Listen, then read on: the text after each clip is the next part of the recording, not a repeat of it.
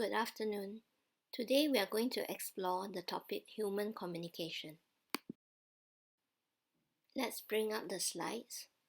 Firstly, when do we learn how to speak? When we are still a child, even as young as a baby a few months old, we make sounds to gain attention. You may notice that when children learn to speak, their speech is mostly cryptic, meaning that their communication is purposeful. However, their speech is very simplified and does not bear any grammatical structure.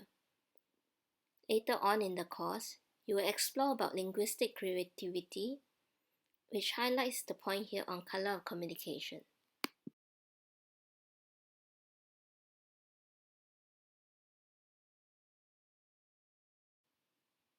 To speak correctly involves sounds, words, sentences, and coherent thoughts.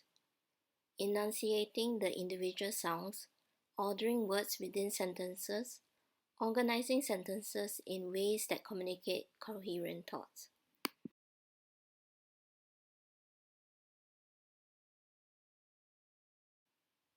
Comprehension of other speech, not only directly, but also implied references that are made.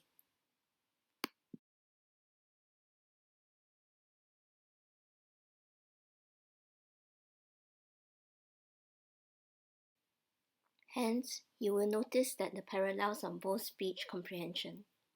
Comprehension will inculcate listening skills that's very relevant to our communication and also therapy work. What does speaking correctly involve? And what does comprehending other people's statement involve? These are important listening skills and articulation skills. Comprehending people's statements incorporates understanding the meanings expressed directly and understanding unspoken implications.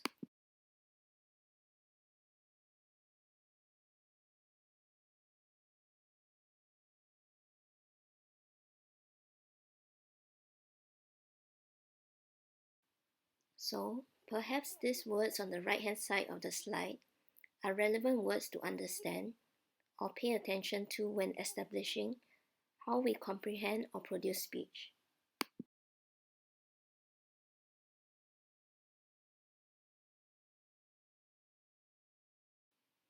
Let's look briefly at two mental abnormalities: Down syndrome, DS for short, Williams syndrome, WS for short. In comparisons, WS children develop greater mastery of vocab and grammatical skills, while DS children tend to succeed rather on Paget tasks, mainly problem solving.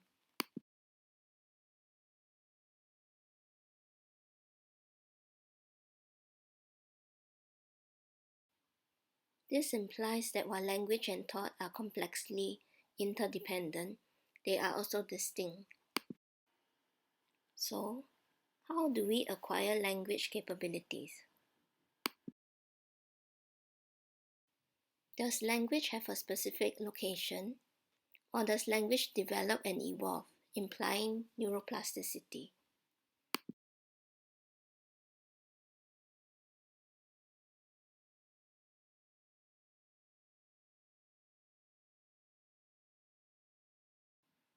A linguist, Noam Chomsky, theorized that language has an organ, and that there is universality across all cultures with respect to grammar structure. Languages reach far back into ancient civilizations and has greatly evolved through the centuries, and countries to date in the face of today's use, LOL, WRU, some common abbreviations. Let's attempt to dissect or decipher how our brain teaches language. Brain studies prominently identify the Broca's area and Wernicke's area to be dominant for language development. In the following slide, you can see where they are located. Later lectures, we may cover Broca's and Wernicke's aphasia. Broca area links to inarticulate. Wernicke area links to incoherent.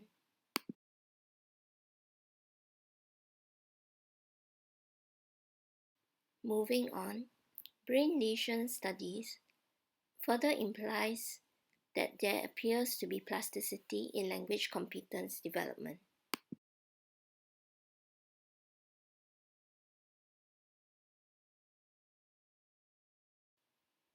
In a name coloring study, loss of color vision appears to link with the lower occipital lobe, while inability to say color names are affected by lesions in the Wernicke's area.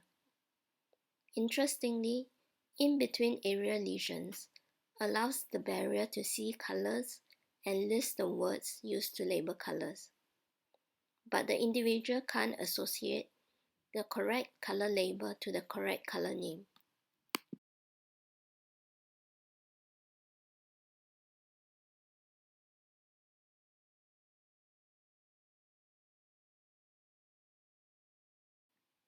You may have been to the optician if you needed to make a pair of glasses, and one of the tests that they put you through is naming the colors rather than the word's color, and vice versa.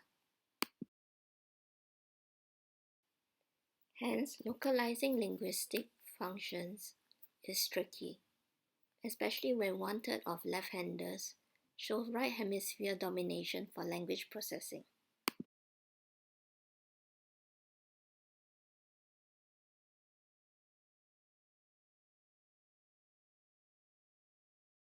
Apparently, damages in the brain in the later years impacts more dramatically. It appears that infants before they turn 1 year of age survive with less impairment to their language abilities.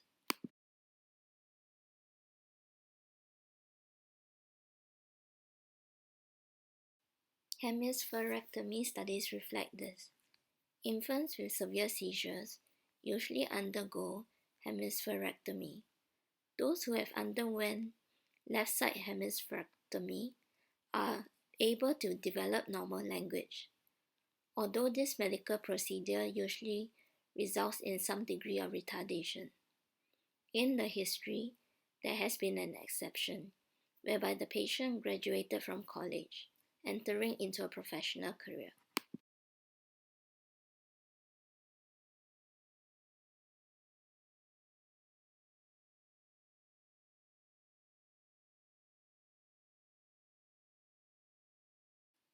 Thence, it appears that there's evidence for normal linguistic development for children who have lesions in their first year. Generally, those slower learners in their first 3 years of age, by 4 to 5 years old, their linguistic abilities appear normal.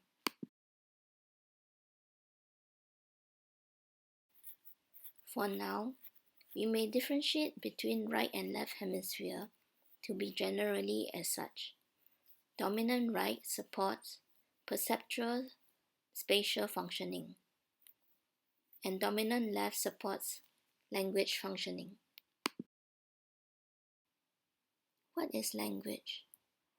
Meaningful engagement of our thoughts and ideas, thence a tool for modernization, where we adapt, develop, and relate.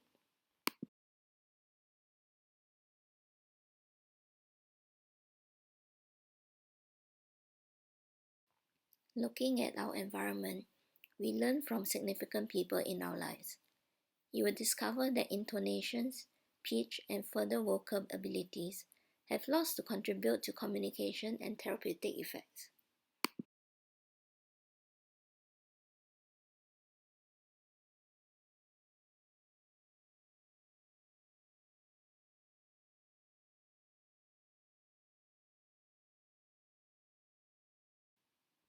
So for now, we can focus that the purpose of language is to communicate.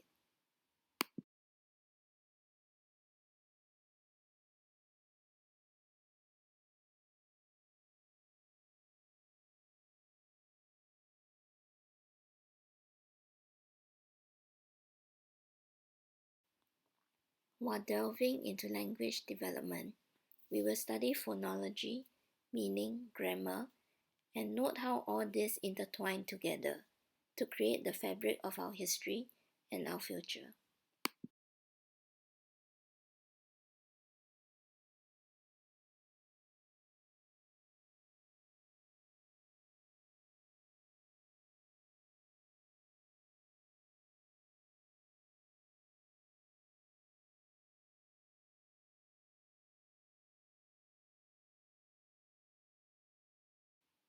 How colorful communication represents today's world. Guys, fathers in the room, read this carefully and ponder.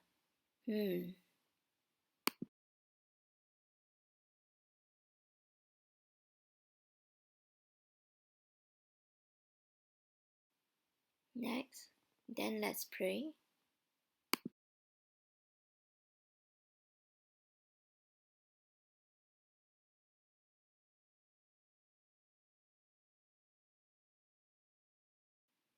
Let's focus for a while on this slide, explaining communication, how we convey messages to people, how communication is expressed through phonology, syntax, and semantics.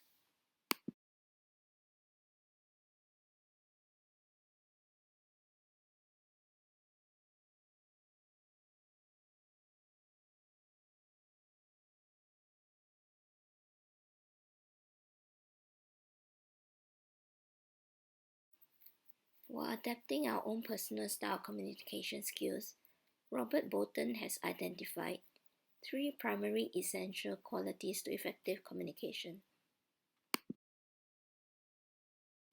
Carl Rogers, one of our forefathers of psychology, devoted some of his time to establishing what he refers to as constructive communication. And both Bolton and Rogers have cited genuineness, non-possessive love, and empathy to evidently impact communication.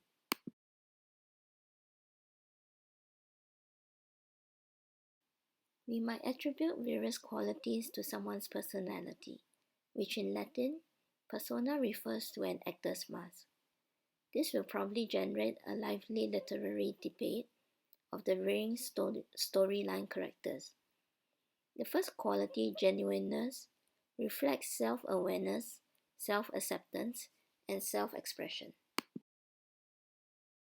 Shakespeare expresses to know thyself. Thence we foster self-understanding.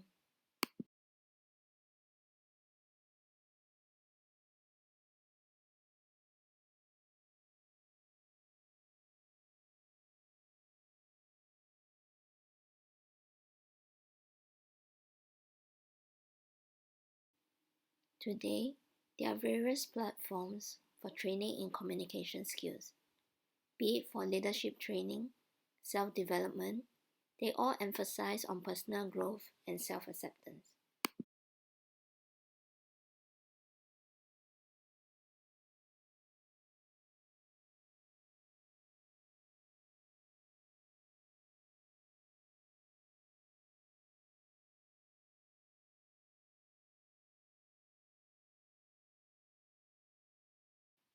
And also self-expression to their best advantage or favor.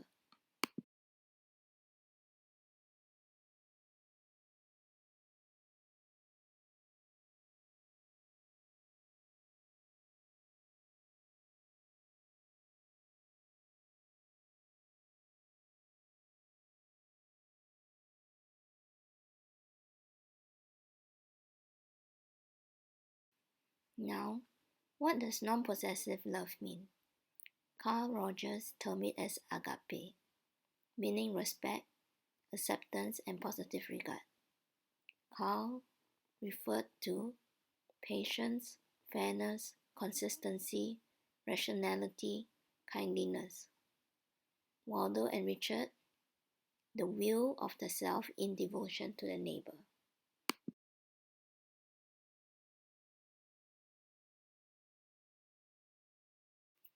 I will now pass you two more handouts. Handout 1 by Dr. Paul Ramsey. How is real love like? Handout 2 by Lorraine Hansberry, explaining that when a human is at his most impossible, that is the time he needs love most.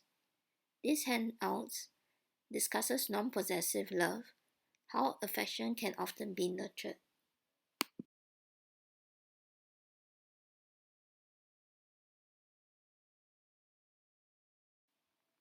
Extending on Lorraine Hansberry's note, acceptance is in spite of love. And let's also look at the next handout on facts of human nature.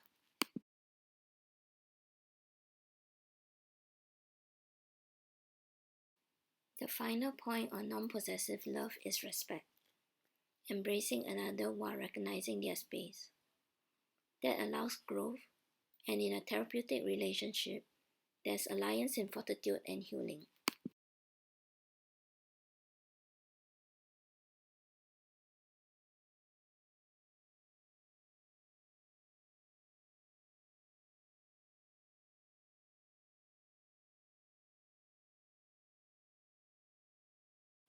The third essential ingredient is empathy.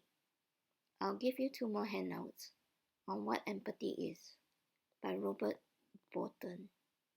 You may go home to read it.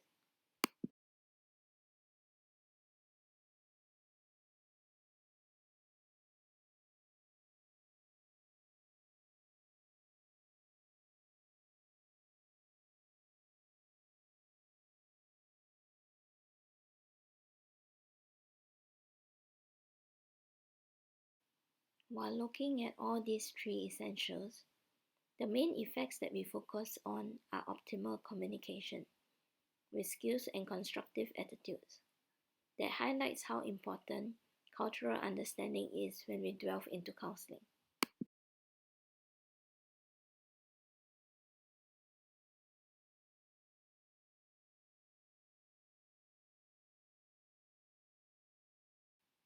You may then ask yourself, do I have these core attitudes or skills? What if I don't? Will I then have poor relationships?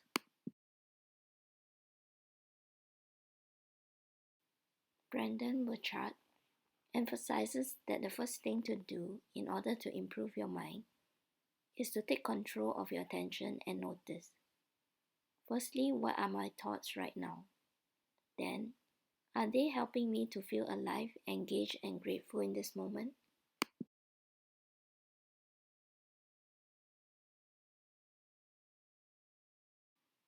From all the dynamic group facilitation seminars, all the trainers focus on development of interpersonal communication skills and aims for the feelings of authenticity, caring, understanding, and pro-social attitudes. That when you read Robert Bolton's book, you read his reflections on the loneliness and pain of solitude in our world today.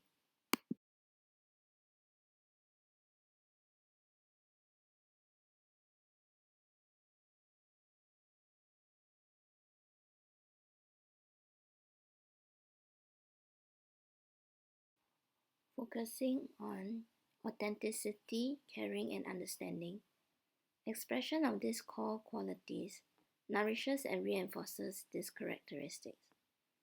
We grow into the more that we can become.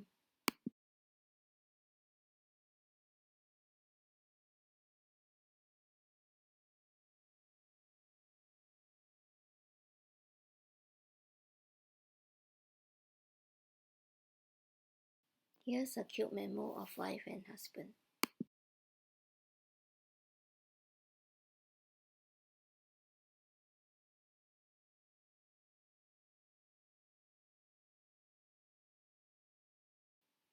Is language or communication gestural or verbal?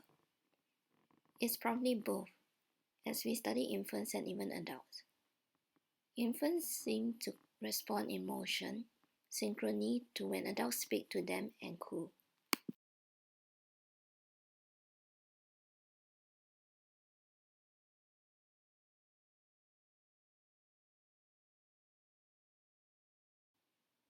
How does our linguistic abilities transform into formal language? It appears that when studying sign language and spoken language as parallels, the human's motivation to communicate results in both forms of communicative expression at its best.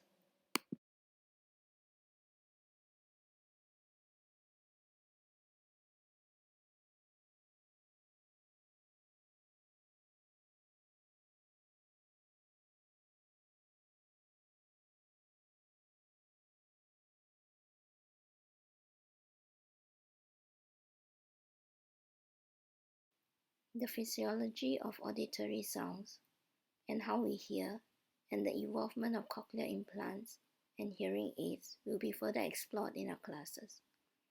Here we have the auditory canal. And then here is the cochlear implant.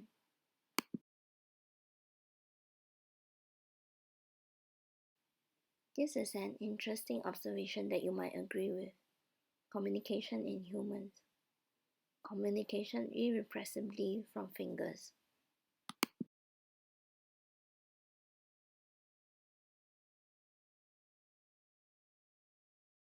As signified in this slide.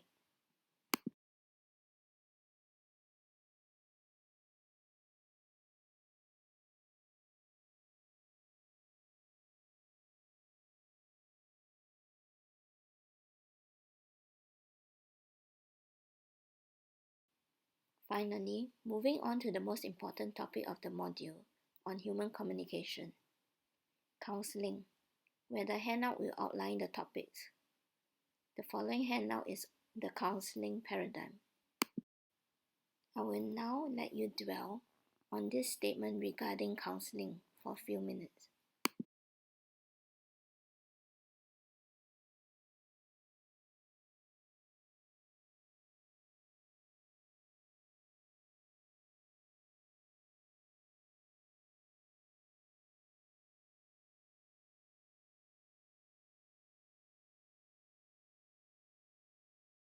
Would like to share an interesting memo of our local concoctions and traditional flavors.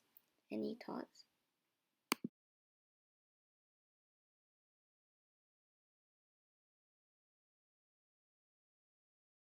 Okay. For the counseling topics, we will study the interview process as outlined in the segments in this slide.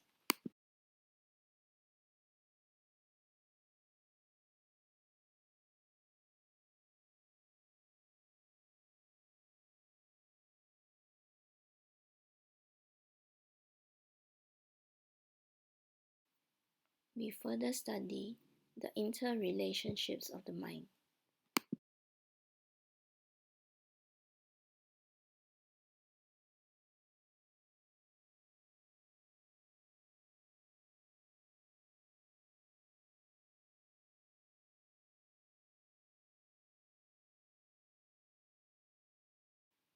And also DCT, representing developmental counseling therapy. Here's an illustration of DCT. Wow, thank you for bearing with me throughout this long, is it the end lecture? Yep, however, I would like your undivided attention on this last concluding slide.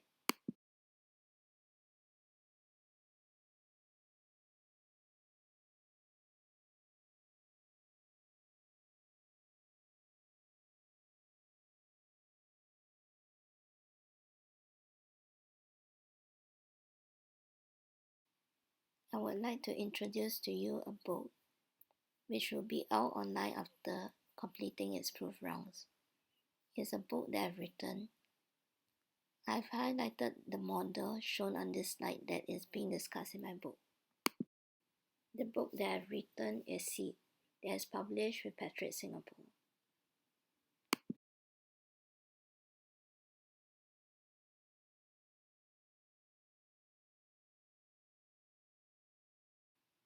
The book highlights how botany prints the most adaptable seeds, conveying that I belong to my thoughts and feelings, expressing into communication.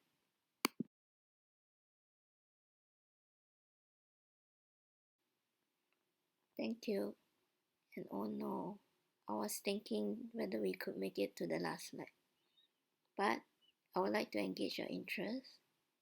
Try to reconstruct part of the handout conversation that was being handed out to you in the beginning. With this handout to expand that I could pass to you now. Thank you.